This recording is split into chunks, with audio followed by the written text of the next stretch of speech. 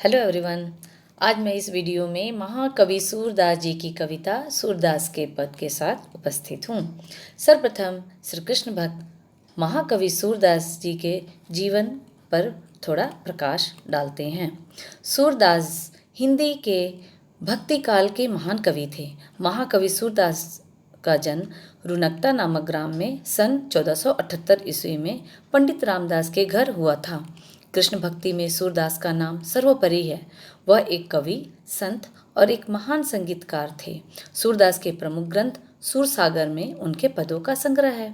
सूर ने अपने पदों में कृष्ण के विभिन्न पक्षों का मोहक वर्णन किया है। विनय के पदों में सूर की विनय एवं भक्ति भावना प्रकट हुई है। बाल वर्णन के चित्रण में सूरदास बेजोर हैं। इसमें कृष्ण की बाल चेष्टाओं का अत्यंत स्वाभाविक वर्णन हुआ है। आइए पहले सूरदास के पद में विनय की पंक्तियों को पढ़कर मैं आप लोगों को इन पंक्तियों का अर्थ समझाती हूँ। सूरदास जी किसकी भक्ति करते हैं? तो श्री कृष्ण की भक्ति करते हैं। मेरो मन अनंत कहाँ सुख पावे। यहाँ सूरदास जी श्री कृष्ण के अनन्य भक्ति करते हुए कहते हैं कि हे प्रभु, आपके सिवा मेरे मन को अन्यत्र कहीं भी सुख नहीं मिलता। जैसे उड़ी जहाज को पक्षी फिरी जहाज पे आवे, जिस प्रकार समुद्र में जहाज पर बैठा पक्षी उड़कर वापस जहाज पर ही लौट आता है, ठीक उसी प्रकार मेरा मन आत्मा भी कहीं और ध्यान नहीं लगाता। कमल नैन को छारी महात्म और देव को ध्यावे। सूरदास जी कहते हैं कि हे प्रभु, आपके कमल रूपी नयन की महिमा एवं भक्ति को छोड़कर किसी और का ध्यान कैसे करें? किसी और देव का ध्यान नहीं होता। परम गंग को छारी पियासो दुर्मति कूप खनावे। इस पंक्ति में सूरदास जी कहते हैं कि सामने पवित्र गंगा को छोड़कर कोई प्यासा मूर्ख ही कुआं खुदवाता है। जिही मधुकर अम्बुज रस चाख्यो, क्यों करिल फल भावे। आगे सूरदास जी कहते हैं कि कमल रसा स्वादी भ्रमर, यानी भ्रमर जिसे कमल का रस पा चुका है, वह भला करील का करवा फल क्यों चखेगा, यानी भौरा को करवा फल क्यों अच्छा लगेगा। सूरदास प्रभु काम धेनु तजी छेरी कौन दुहावे। विनय के अंतिम पंक्ति में सूरदास जी कहते हैं कि हे प्रभु, कोई कामधेनु जैसी गाय को छोड़कर बकरी कौन मूर्ख दुहाएगा, कौन दुहेगा। विनय की इन पंक्तियों का भावार्थ यह है कि प्रभु को छोड़कर जो इधर उधर सुख खोजता है वह मूढ़ है, वह मूर्ख है। यहाँ विनय के पद में सूरदास जी की श्री कृष्ण के प्रति विनय एवं अनन्य भक्ति भावना प्रकट हुई है। आइए अब सूरदास जी का दूसरा पद बाल वर्णन का भावार्थ समझते हैं। बाल वर्णन की पंक्तियों में सूरदास जी ने बाल कृष्ण के बाल चेष्टाओं का बड़ा ही स्वाभाविक वर्णन किया है। चलिए आइए एक एक पंक्तियों को पढ़कर मैं आपको इसका अर्थ समझाती हूँ। हरि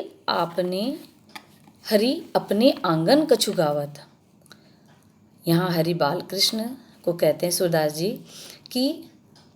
जी कहते हैं कि अपने आंगन में बाल श्री कृष्ण कुछ गा रहे हैं। तनक तनक चरनी सो नाचत मन ही रिझावत। उस आंगन में अपने छोटे छोटे पैरों से नाच भी रहे हैं और मन ही मन अपने आप को रिझा रहे हैं, यानी हर्षित हो रहे, अपने आप को आनंदित कर रहे हैं। बाह उठाई काजरी धौरी गैनी टेरी बुलावत।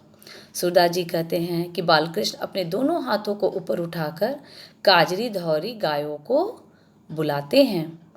यहाँ काजरी गाय काली गाय का नाम है और धौरी सफ़ेद गाय का नाम है। तो इन गायों को वो बुलाते हैं। कबहू बाबा नंद पुकारत, कबहू घर में आवत। कभी वो बाबा नंद को पुकारते हैं और कभी पुकारते हुए घर में आते हैं। माखन तनक आपने कर ले तनक बदन में नावत। घर में श्री कृष्ण को माखन खाने को मिलता, उन्हें तो माखन बहुत ही प्रिय है। तो उस अपने हाथों से माखन को अपने छोटे हाथों से माखन लेकर अपने छोटे से मुंह में डालते हैं और अपने शरीर में भी लगा लेते हैं।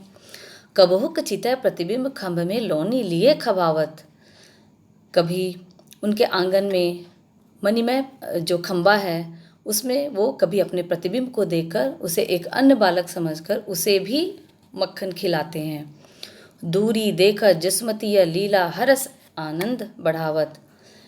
बाल श्री कृष्ण की इन चेष्टाओं को, इन लीलाओं को देखकर दूर खड़ी छिपकर उनकी माता यह देखकर मन ही मन बड़ा ही आनंदित होती है, बड़ा ही हर्षित होती है।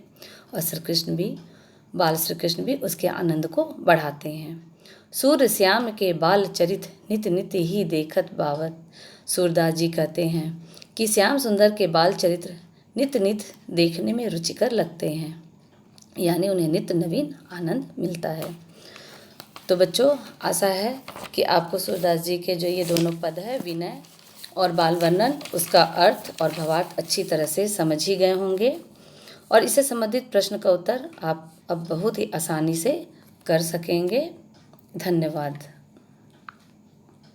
देखिए, चित्र में के माध्यम से आप अच्छी तरह से आप इसे समझ पाएंगे। धन्यवाद।